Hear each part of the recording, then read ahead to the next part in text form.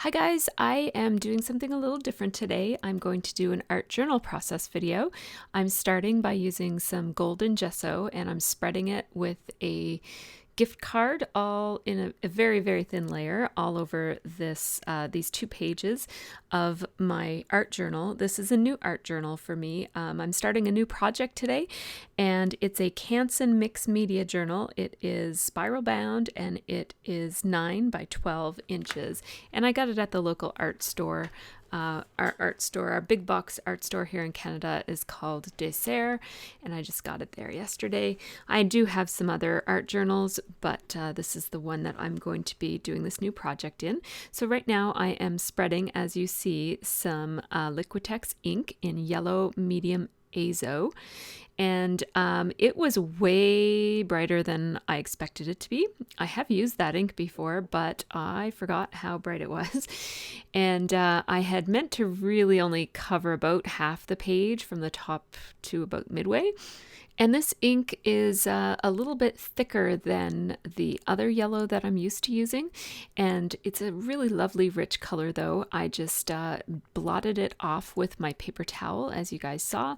And now I'm using my heat gun to just dry it off a little bit more. And I also rolled some paper towel. Now my original intent was to put this magenta. It's called quinacridone magenta, and I wanted to have this be a very, very rich pink at the very bottom and then kind of gradually blend through to orange where it overlaps with the yellow, and then kind of gradually become more and more yellow, which was my original plan if I had not covered all of the page in yellow by accident, which means that the majority of this ends up being orange where the pink and the yellow have overlapped. The nice thing about these Liquitex inks is that once they're dry, they don't reactivate, so the yellow stays yellow behind there. And I'm just adding lots and lots of water to try to get this ink to it kind of moves around a lot and becomes extremely fluid and beautiful when you add a whole lot of water to it. So I just wanted to have it move around on the page a little bit more naturally. So that's why I added a ton of water with my large brush that I just keep off to the side. And I will show you guys a behind the scenes shot of my workspace as I'm doing this so that you have a sense of where I have all my supplies. And it's not showing up in my photo stream, so I'll have to put it at the end there. Sorry about that. And I have this large piece of bubble wrap. It's actually the large circle bubble wrap. And I was looking for my fluid paint, my fluid acrylic paint, and I couldn't find any. I didn't want to put a really opaque. I have my heavy body white ink, which is a Liquitex titanium white, and I didn't want it to be quite as opaque as what that would have been if I had just painted that onto the bubble wrap. It wouldn't have been as see-through, and so I was looking for some liquid white paint, and I think I left it at work. I don't think I have any here. So what I did was I just watered down some heavy body white paint to make it a little bit more fluid, so that I didn't have to use quite as much, and also so that it would be a little bit more see-through. And I really like the variation that gives. Now this is a Stencil Girls stencil, and I'm just using some Citron Color Shine from Heidi Swap, and this is going to give it a shiny, iridescent kind of a look, as well as adding the green to the color mix. And I'm actually going to take that wet stencil and just slap it onto another primed page. So you saw me put gesso at the beginning of this whole process, and what that does is it coats your page. It does 3 things. It makes your page a lot more sturdy and it will stand up better to wet media, and it also gives it something to grip, so it'll give it some tooth so that the media that you apply will stick to the page better and not chip off or fall off when your pages get bent and so on. And then the third thing that it does is it seals in your paper and gives it a nice, almost glossy, it's not really glossy, but a nice smooth surface for applying your media. Now you see that I have my Helvetica letter stencils out, and I got those from Michael's quite a long time ago. And I also have my golden light molding paste, and I'm just using a palette knife there to spread the molding paste into the numbers, and then I just use the flat edge of the palette knife to just take off any excess, and I just put it right back into the jar, and that just gives me a raised surface, and it also makes those numbers white as well. So again, with the heavy body white paint, I don't have any fluid paint, so I am adding a little bit of water because I want to get some sprinkles, and it's just, oh, it's not working right. So I'm getting tiny, tiny little sprinkles, but not really the drops that I'm looking for. But I think I'm actually going to, yes, I just grabbed my Mr. Huey's white ink. It's just a mist, and I sprayed that instead. It's not going to be quite as opaque as the paint would be, but it's pretty okay.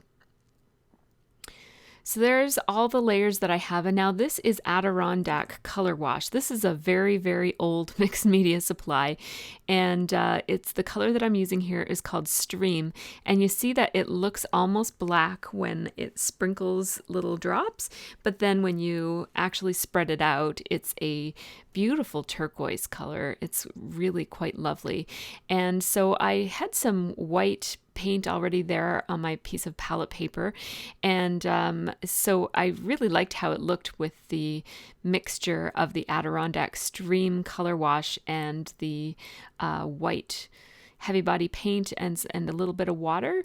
So I'm going to paint myself a journaling place here. I have quite a lot of journaling to do on this project. This whole art journal is going to be about all of my favorite movies, favorite and influential movies and TV shows and songs.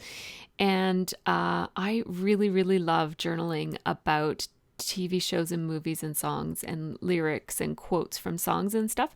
So I thought it would be really nice to have a book that was just specific to that. I've always had that sort of thing. It has always been pretty prominent in my art journals, but it's sort of mixed in with some other things. And so I would rather have a whole album be just about this. So I took some 4x6 index cards and I printed up 2 photos. I'm only going to use one. I just couldn't choose one.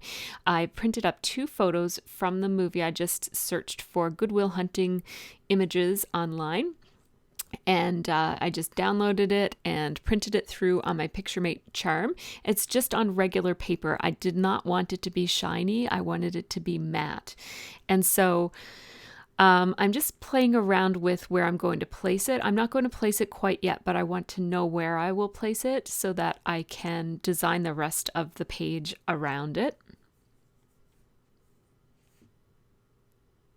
And so again, I have to dry this, and there's a lot of starting and stopping in art journaling because you have to wait for things to dry. Well, you don't have to, but I find that I like the looks of things a lot better when I wait for them to dry. It keeps things from getting all mottled and smeared and turning brown if I just take my time and dry it all really, really well in between. So you saw me just move. That's a giant plastic palette that I just got from the art store. I love it. It is 16 inches by 24, and so it's the perfect size for art journaling. And I pulled out my dies, and one thing that's different about my art journaling from my scrapbooking is that I tend to make a lot more of my own embellishments when I'm doing an art journal page for some reason. So I'm pulling out some dies here because I want my page to have some paper dimension to it. So these are my blue scraps, and this is a Simon Says die. It's called, and you can't get it anymore because I was looking for it because somebody, one of my viewers wanted it. If they don't have it in the store anymore, it's called Hexagon Border. So maybe, I don't know if somebody's selling it secondhand or someone else has old stock, but it's not at Simon Says Stamp anymore, unfortunately. So I wanted to grab some yellow paper as well because I'm going to be cutting out a sun. And also I grabbed that Maggie Holmes cloud paper because I thought that that would make kind of cool clouds. And at the last second, I decided to add that ticket die. And I think that that is from MFT. I'm pretty sure it's from MFT. I don't have the information on it anymore. So I have my Big Shot here, and I've recently gotten a magnetic cutting board, a magnetic platform, which makes cutting with these little dies way, way easier. They don't move around so much on your platform as it's going through. So I really love that. There's the sun, and I have 3 clouds, 3 different sizes from that die, and that is a Lawn Fawn die set. It's called Spring Showers. I'm not using the raindrops though. So I have 1 sun and 3 clouds. I'm going to end one of those hexagon borders. I'm going to run 3 more clouds and another thing of borders, of hexagon borders. And I'm trying to not lose any of my dies because I lost a die recently, and I'm just trying to keep track of everything. I think I lost that die when I was doing a mixed media project. There's just lots of layers and papers and stuff laying everywhere when I do mixed media. So I just wanted to stamp that and see how it looked before I ran the die through. It's not a outline die, like it's a solid die, so you have to cut it first and then stamp it. But the stamp is clear, so you can easily stamp it properly. So now I'm finished. So again, I'm trying to put away all of my dies. And sometimes if you just drop the die on the table, the little shape will pop out, but it didn't in this case. So I had to get my Stampin' Up! Paper piercer to get that ticket shape out. And now I'm just stamping that. Sorry about my head. It says movie ticket, so I thought it was kind of appropriate for this movie-themed art journal page. I stamped it on a yellow piece of pattern paper, and I'm not entirely sure if I'm going to use it, but I thought I'd rather do all my cutting right now and have it and maybe not use it than have to pull out my die cut machine again later. So now this alphabet die set is from Lawn Fawn, and it's called Cole's ABCs. And I love it. And this is a piece of basic gray pattern paper. It's from the Aurora collection. It was just in my scraps again. And I am going to, because I just spelled out, I don't know if you can see right down there in the bottom left of my craft paper there, I wrote out Goodwill Hunting so that I could have a sense of how many letters I would need. There are doubles of several letters, but no triples. So I figured that I would only have to cut 2 of this. And so it's a bit of a pain getting all of the individual letters out of this die, but I'm doing it anyways. It's worth it. I could easily grab letter stickers for this, but I really like my art journal pages to be as homemade as possible and to have as many things of me in it as possible. It's kind of my egocentric project. It's all about me. So although you will see that I do sometimes use letter stickers on my art journal pages, I would much rather stamp or cut my own letters when it comes to art journaling. And I like the manual process of rolling it through my die cutting machine and hearing it pop and crack and then picking out all the letters. It's kind of therapeutic, and that's what I do art journaling for. It's my form of relaxation and therapy. So I just put all of the letters that I'm going to need into that pink tray. And then here I was just popping all the little hexagons out of that border. And then I realized that that would take forever. So I just started rolling it up and crimpling it in my hand. And that popped out all of those hexagons, mostly on their own. You see, it didn't take me too much at all to get that done. And now I'm just cutting it so that there's not much of a border or no border at all around the outside edges of that strip of hexagon. I know it looks a lot like punchinella, which is what inspired me to use it on my art journal page, because I see that the other piece of punchinella up in the top, I guess that's the right hand corner by my scissors. That's a piece of punchinella that I often use, and as I had that out, I thought, hey, I could make one of those and put it on my page. And I'm just using some of that Tombow Mono Multi adhesive, and then I'm only wanting to stick it down in the middle for now. I know that I'll probably stick down the edges, but I'm not entirely sure if I'm going to keep the whole strip or just cut off part of it. It kind of depends on what direction this layout takes. And so I'm just gluing it in the middle for now, and I just have 2 heavy items on it to hold it down while it dries. And you see all of those die cut pieces up there. And now I'm deciding what I would like to do is put a very thin black line all the way around all of the numbers that I put on this. I specifically, when I pulled out my Helvetica font stencil, I specifically stenciled the numbers because, of course, Will Hunting was he was a genius, and among other things, he was very, very good at math, and math and equations feature prominently in the movie. So I wanted to have these numbers just to represent the math portion of the movie. And I was getting frustrated with how long it was taking to outline using my thin pen because it kept getting stuck. I had a really great pen for writing over mixed media, and I don't know exactly where it went. So I'm just using my brush pen, which it really is, it's great for going over mixed media, and it's a Faber-Castell Pitt pen with the brush tip, and it's perfect, but it is quite bold, as you can see. It's not the sketchy, thin look that I was really going for. And so anyhow, it's not the look that I really would have wanted. But I just was getting frustrated with using the little pens. And the molding paste, it's light molding paste. I've had heavy molding paste before, and the light molding paste is like a soft, fluffy, almost like a foam. It almost seems like there was foam on on the layout, and then it got picked off or something. So what I'm doing right now is I'm covering over top of the photo with clear gesso from Liquitex. And whenever I'm doing mixed media with photos, and I almost always use a printed up photo from the internet on my art journal pages, or magazine cuttings, I always will cover over the photos with clear gesso.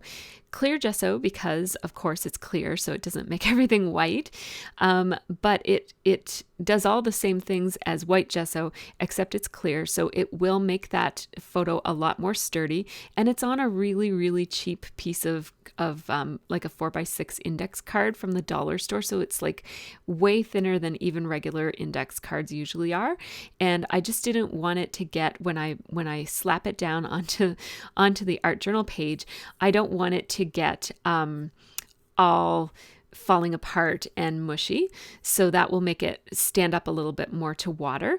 Also, sometimes I'm not going to do it here, but I hadn't decided yet. Sometimes I will doodle and draw over top of my photos, and putting gesso on it will help whatever media I put over the photo to stick.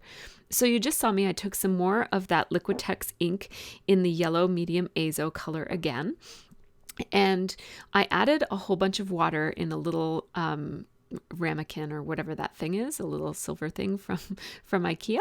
And now this is a shelf liner or padding or something that I got from the dollar store. And I'm just using it to put some white all over mostly those. Well, I'm putting it all over the whole layout, but I'm putting it over those numbers that are way too boldly outlined. And so I'm trying to tone down the boldness of the numbers at this point. That's what I'm doing. My art journaling process is a real back and forth, and I've never heard anybody explain it this way, but this is the way that I explain it. It's a back and forth process of putting things down and then covering them up, and then putting more things down and then covering them up. I don't want anybody to know what was the last thing that I put on my layout. I don't want it. I don't want the order to be obvious. So if I look at my page and there's something popping out as with nothing over top of it, then I can tell that that's the last thing that I put on there. And so I don't like that. That's just my own personal approach, is that I want the whole thing to look like one piece. I don't want it to look like a whole bunch of things. So I am taking a pen, and I don't know the name of that pen. Somebody sent it to me, a YouTuber sent it to me, and it's a really great, fine tipped, it's a ballpoint pen that just works over things really easily. You guys saw me use clear gesso over all of these items as well. And that clear gesso, it dries super, super fast, and it gives these pieces some tooth. I wouldn't need to put clear gesso on it if all I was going to do was outline it, but I'm not sure what else might come over top of these clouds. So I want them to be sticky and to hold up. Not sticky. It just has some tooth. They're not sticky at all. It's got like a powdery, toothy finish to it. So that whatever I put on it will stick. And also so that they won't fall apart, because they're just made out of paper, and I don't want them to fall apart if they get wet, because who knows what is coming. So there's that giant palette again, that great big white palette. And this is where my photo is going to go. I put that piece of hexagon border on my project as the base for this. And now I am using some Liquitex matte gel, which is basically what I use for decoupaging. So I'm putting some under the photo, and then I'm also going to paint a very thin coat over top of the photo. Again, it's nice that I have gessoed this photo, because I don't have to worry about it falling apart, even though it's on very, very thin paper. So what that does is it integrates the photo into the page so that it doesn't, like, the edges are not sticking up anywhere. The matte has gone under it and it's gone over it, and now that photo is blended right into the page. And sometimes I like to paint over it, like right up to the subject, so that you can't even tell that it was a rectangle. But I'm not doing that in this case. Maybe another page, another process if I ever film my process again. I don't know if you guys are going to want to see this or not, but I did get some requests for this. So I thought next time I do an art journal page, I'll record it. So that's what this is. I'm taking my stapler, and I don't want to staple through the page because I'm going to be doing another project on the other side of it. So I'm just stapling for the look, and I'm just stapling the center of each of the clouds and also the sun. And then I'm taking my Tombow Mono Multi adhesive, which is that super strong glue, and I'm being really, really liberal with it because I want it to stick to the staple, the back of the staple, and also the cloud, and really stick it down to that mixed media background that I'm sticking it to. And so I put 3 clouds over on the numbers to the left, and 3 clouds and the sun over on the numbers to the right, except opposite of what I just said, left and right. I get my left and right mixed up all the time. So now I'm using, this is, I'm going to go with phthalocyanine green. And phthalocyanine green.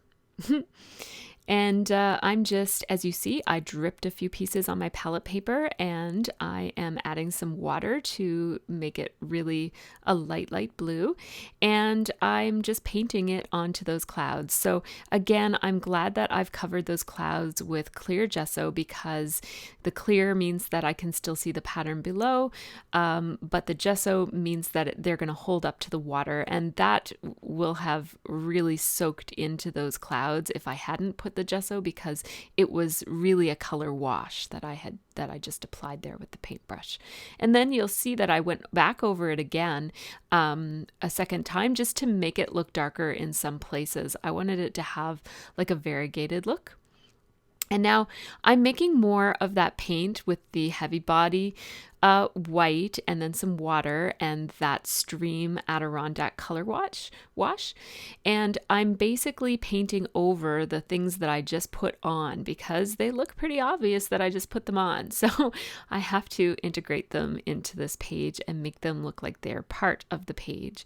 So again, it's hard to know how much paint to mix up, especially when you only art journal every 2 or 3 years. It's been a long time since I have done this, so I'm sort of still working through. I know I used to art journal so often that I knew exactly how much I needed to mix things and what proportion of water to paint and that sort of thing, but it's been a while, so I'm a little rusty. There I am with that yellow. Again, that's yellow medium azo acrylic ink by Liquitex. And I am just painting the sun yellow again because it doesn't look yellow anymore because I covered over it with the white blue paint. It looks almost like robin's egg blue. It's really pretty. And then I found that the pink was all at the bottom and I felt like I needed some pink up at the top as well. So I just splattered some pink here and then I dabbed it up with my paper towel to make it, because it was like a really, really, really dark pink. It was almost black. And so that just makes it look pink again. And again, I'm going to have to cover that up because it's a very obvious splat on top of everything else. I dripped some of the yellow Liquitex ink as well on top of the sun because I wanted it to have a really rich yellow, a very bright color. And now this is a charcoal pencil. I think it's a charcoal pencil. It's just like the whole thing is made out of charcoal. It doesn't have a lead in the middle of it with wood around it. The whole thing is lead. Although I don't think it's lead, it's charcoal. Anyways, I don't know what it is, but I've had it in my art supplies for a really long time. And I use it to shade behind things that I want to give dimension. And so I ran that around the outside of the photo. So this is a different look than sometimes I try to really integrate the photo to make it look like you can't even tell that I didn't draw it on, which of course I didn't draw this on. But in this case, I want to more emphasize the fact that there's a photo here. So I'm drawing a little sketchy frame around it with my white paint pen from, that's a Sharpie paint pen. And that together with the shading that I did with that charcoal is going to give me all the emphasis that I need for that photo. And then I just took that piece of shelf liner or padding or whatever it is again, dipped it in my heavy body white paint and just dabbed it all over the place, mostly to tone down those pink splatters that are way up at the top of the page. Once I add my journaling, it will look more integrated. Also, the journaling really brings everything together. I find that once I add my journaling, it really transforms a page and I love how it looks. Like it doesn't matter how much I don't like the page. As soon as I add the journaling, it really helps it look like it all belongs together. So there's my title. Again, you saw me cut it out of that Kohl's ABCs font from Lawn Fawn. And I love how it looks there in the blue. And a lot of times I will do something like I'll either outline around the outside edges of the font, or I might color it in or doodle around it. But I like this font so much, and I especially like how it sits on the mixed media background. I like how there's this beautiful shade of orange and yellow and green behind it, and I don't want to take away from it at all. I really like how the blue looks against the orange. And so I'm not going to do anything. I'm just gluing it down just as it is. And I'm not being too careful about lining up my letters. They're just kind of going down wherever they land, and that's okay. And then there's that movie ticket that I made, and I like it there. It looks kind of cute. It fills up that little space. I stamped it with StazOn ink, if you didn't notice that. And then it looks like I also splattered some more of the Citron Heidi Swapp Color Shine and all over my page.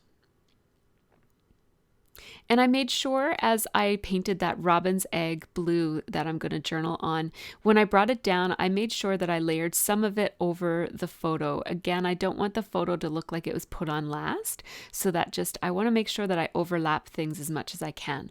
So here I have some of my scrapbooking embellishments, just my die cuts. I pulled out my blue case and I picked out some off screen before when I wasn't recording. And then I pulled out my pink case and grabbed a couple more embellishments. And now this is my turquoise case, and I'm going to grab a little label. I need a place to put "How do you like them apples?" because that's one of my favorite quotes, and I thought that that would look nice on that label. What I should have done is written it right away because I ended up, so there I go. I've decided to put that hexagon border and keep it the length that it is and glue it all the way down. So that's what I was doing there with my Tombow Mono Multi. And then this is a die cut feather that somebody gave me, and I just folded it and glued it down just in the middle so that it could have some lift. And then that is a die cut, actually it might be a punched vellum butterfly, and then that label. And now this I'm pretty sure is a Heidi Swapp acrylic shape. It's a heart. It came in a package of hearts, and I'm pretty sure it's from Heidi Swapp. So I just have all of these embellishments, and they're anchored by that piece of hexagon border. And I really like how the hexagon border gives all of my embellishments a little home to live in. And then I put another one of those Heidi Swapp shapes, but this one is an inverse, like a reversed, a negative space arrow, and it's kind of pointing at the word hunting. And I want to layer something over top of the ticket, and so I grabbed one of those vellum stars. It kind of matches the star that's over there by the G. And it's just a different color scheme, but it's from the same package of embellishments.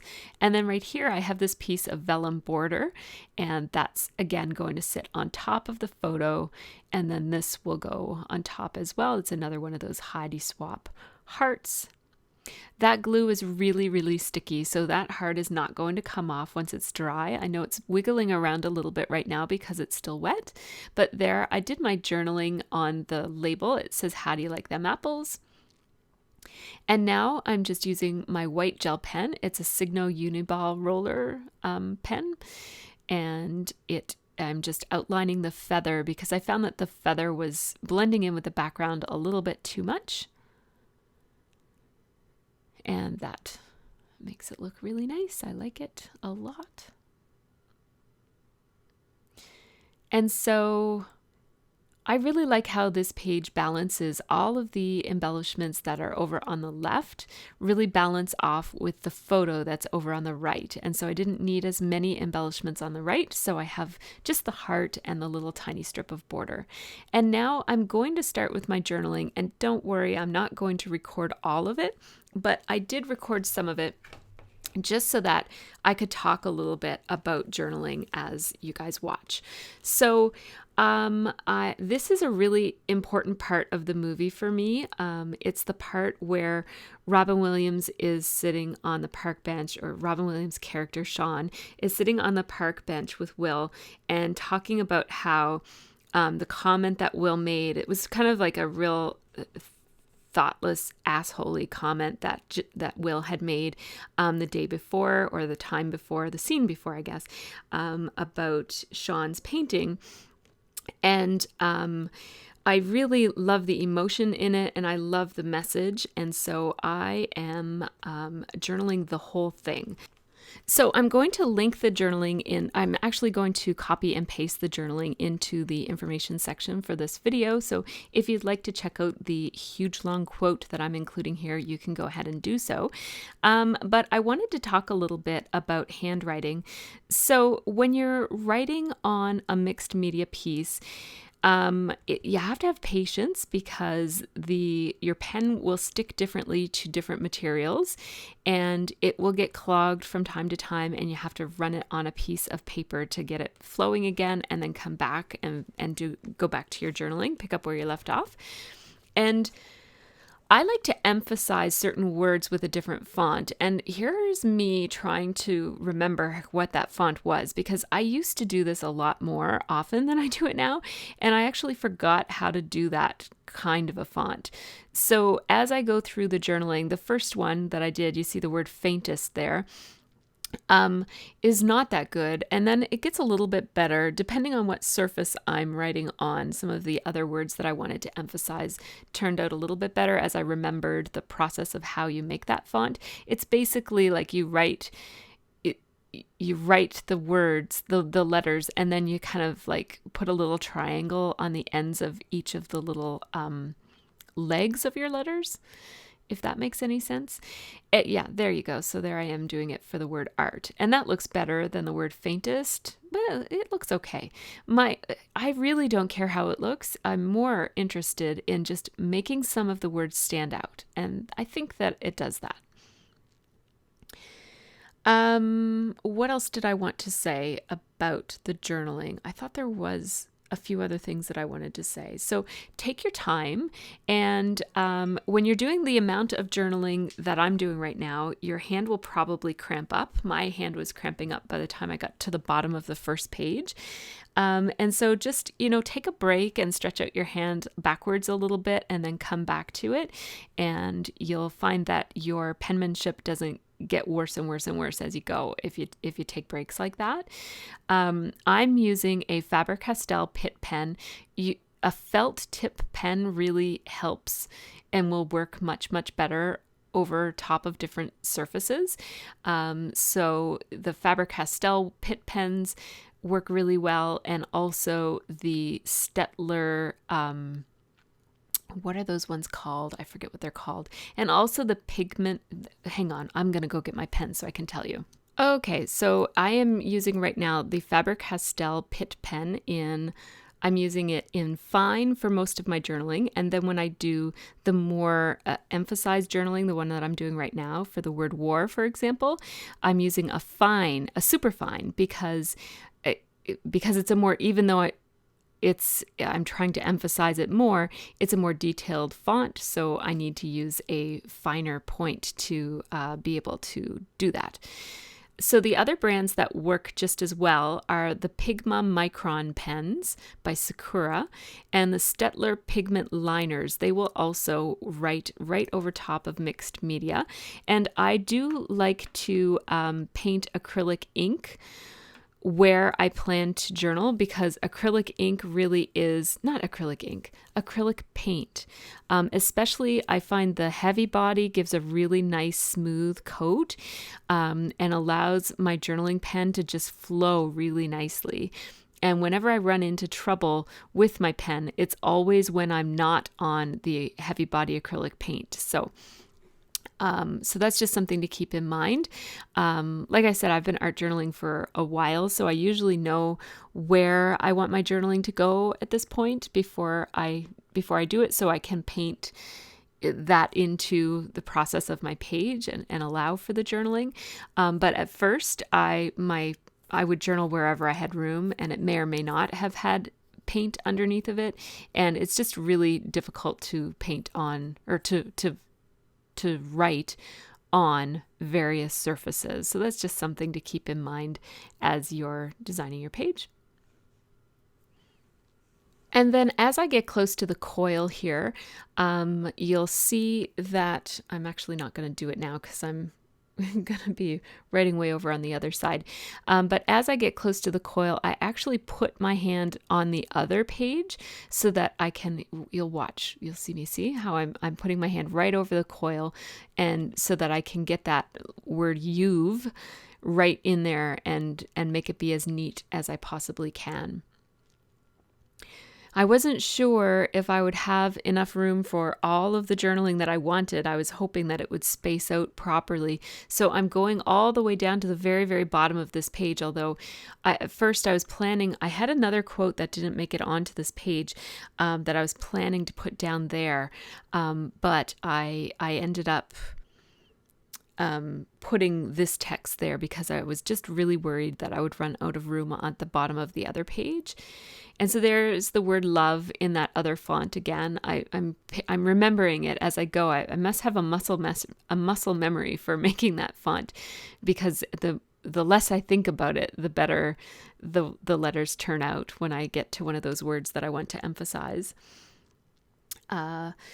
So there is another part of this phrase besides those words over here and there that I'm emphasizing that I wanted to emphasize. And so I actually just underlined it when I got to that part, because it was a whole sentence. It's the part that says, "But you presume to know everything about me because you saw a painting of mine. You ripped my fucking life apart." That is probably my favorite phrase of the whole speech that he's giving here. And so it's my favorite because it's relevant. As a psychologist and a therapist, I guess that the reason that I find this passage so interesting and art journal worthy is that, sometimes we are influenced by our clients, and sometimes in a positive way and sometimes in a negative way.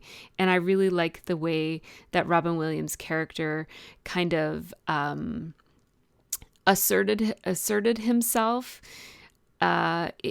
in his own mind, if not to Will. Like, I don't think it was as important that he said it to Will. I mean, it's just kind of the style that he has of interacting with Will. But I think that even more importantly, it's important that he tells himself that, the client doesn't know anything about you. So, you can't take these things to heart, I guess, is what I really like about it. And I also just like the whole idea of, like the wisdom versus the book smarts and life experience and the richness that you get through living your life as opposed to just reading and learning about the world academically. So the very last thing that I'm doing is I'm adding some of those really cool mathematical symbols that I've never seen before and have no clue what they mean. And so I just thought they were really cool. So I Googled Good Will Hunting math equations, and I found them, or something like them, and I did modify them just because I wasn't paying really great attention as I was copying them, and I copied some of them wrong, so I just kind of went with it and filled up the space with as many figures that looked like the ones in the thing that I'm copying there, that equation. So yeah, I just think they're really cool looking, and so I wanted to include them.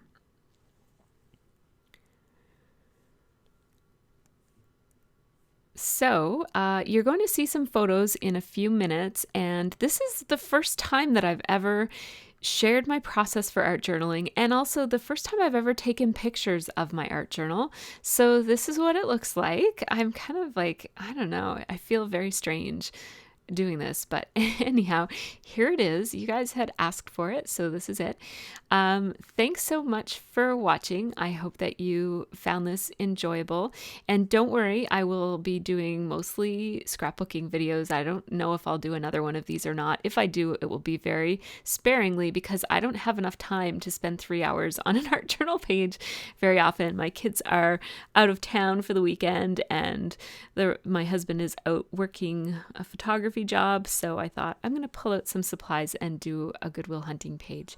So thanks so much for watching. I hope they have a really great scrappy and art journal-y week.